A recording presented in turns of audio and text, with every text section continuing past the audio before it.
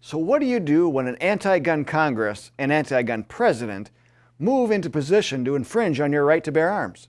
Easy. The exact same thing you would do when an outside authority tries to force anything unconstitutional onto constituents. You nullify it. This constitutional tactic is surging as counties and states battle to protect the rights of those they serve. Some groups argue nullification will cause anarchy or suggest that the Civil War somehow settled the matter. Yet others are successfully using it across the country. We'll look at nullification in this episode of Analysis Behind the News, where we provide the perspective you can use to restore American liberty and independence. So let's start off with a couple of headlines, both from the New American. Missouri resistance. Federal authorities face arrest if they violate citizens' Second Amendment rights, reads the first headline. And Oklahoma governor nullifies Biden's executive order with his own, reads the second.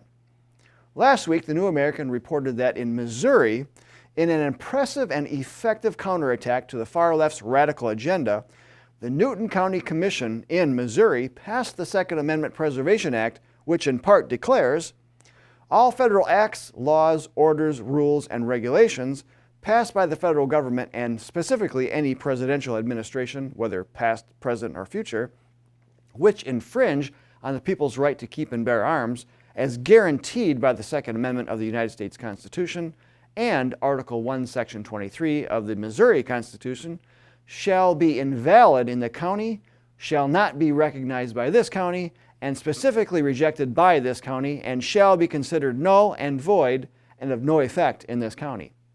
The act also says, any and all federal agents trying to enforce the regulations listed in Section 1 shall be subject to arrest by the Newton County, Missouri Sheriff's Department.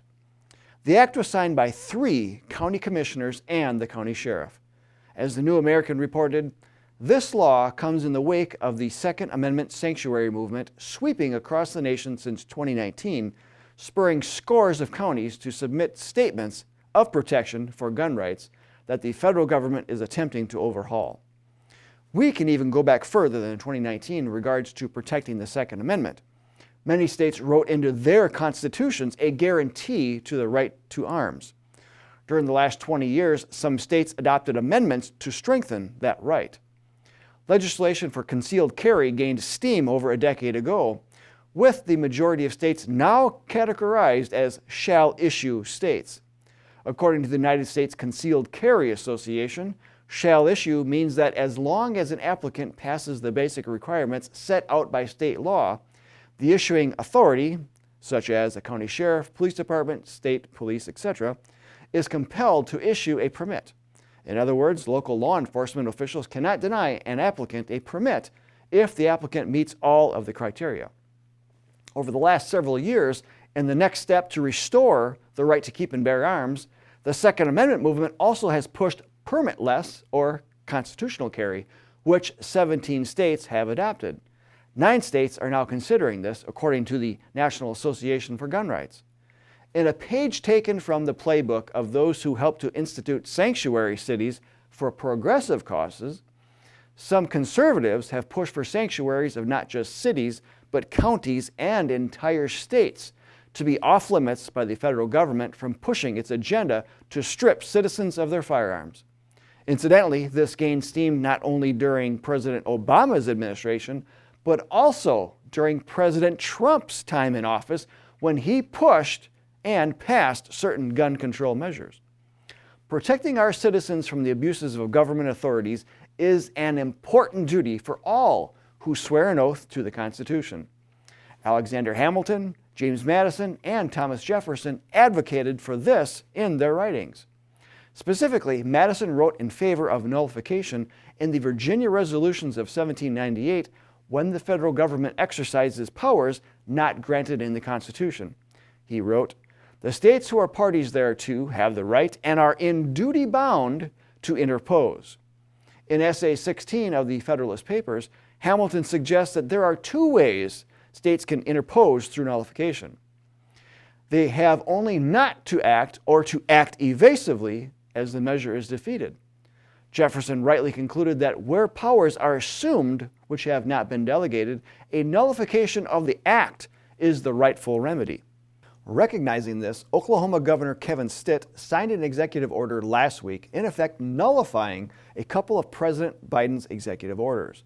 The Biden order to cancel the Keystone XL pipeline and the order to rejoin the Paris Climate Accord have serious implications to Oklahoma oil and gas producers. Governor Stitt laid out his points of Biden's unconstitutional seizure of power in the order and suggested Oklahoma was being prevented from exercising its ability to properly determine how best to steward and develop its natural resources.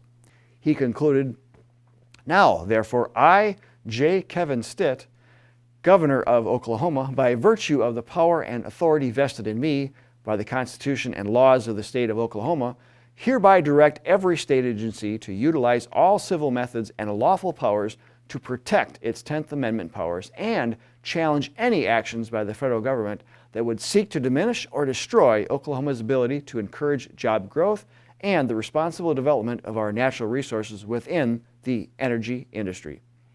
To wrap all of this up, the New American explained that nullification is the recognition that the states and their citizens created the Union and that the Union should answer to them. The concept was first developed by Thomas Jefferson and James Madison as a tool for the states to act when the federal government refuses to abide by the U.S. Constitution. It has been used effectively to thwart many actions to the federal government, such as when Michigan and Wisconsin refused to cooperate with the Fugitive Slave Act in the 1850s. Today, states have passed laws to nullify federal laws against guns within their state borders. And in Michigan, conservatives got a law enacted that kept state officials from helping federal officers use indefinite detention under provisions of the National Defense Authorization Act. So who could be against such a constitutional tool that protects your rights from being usurped by big government? According to the New American, a state legislator in South Dakota recently made news when he opposed a nullification bill on the grounds that it would cause anarchy and that it was one of the causes of the Civil War. This legislator is a director for the Convention of States, an organization working to persuade states to apply for a convention from Congress through Article 5 of the Constitution in order to change the Constitution, which carries the risk of having the entire Constitution thrown open for a rewrite. Do you trust the Biden administration's cronies in Congress, as well as Antifa and BLM, to actually sit out the proceedings? Anyway, Mr. Schneider claimed wholesale nullifying leads to anarchy and nullification of the Constitution itself. What Schneider argued, however, is historically false. Nullification was not an issue in the Civil War at all. Secession was. Contrary to claims otherwise, nullification was never used to defend the institution of slavery. Instead, slavery opponents in states such as Wisconsin and Michigan used nullification to prevent the enforcement of the Fugitive Slave Law of 1850. How? By simply refusing to cooperate with its enforcement. We should realize, of course, that just one affiliated member of an organization doesn't necessarily represent the whole. However, the Convention of States appears to be a bit unsure of its stand on nullification. On its website, it argues nullification is okay to use in some instances and suggests there are several types of nullification.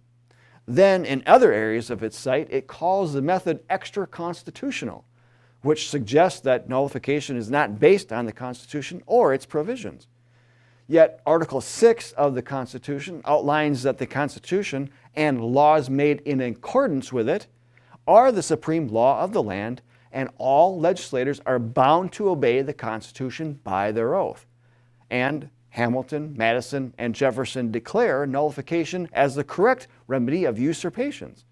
Plus, as has been pointed out, nullification has been the only tool to work against government tyranny during COVID-19 and is being used as a tool blocking unconstitutional orders coming from Congress and the Biden administration.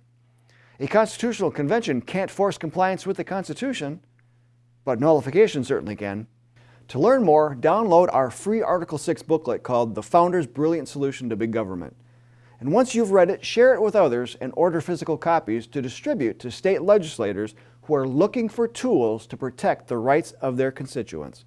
Look for this on the Article 6 Not 5 Action Tool page at jbs.org.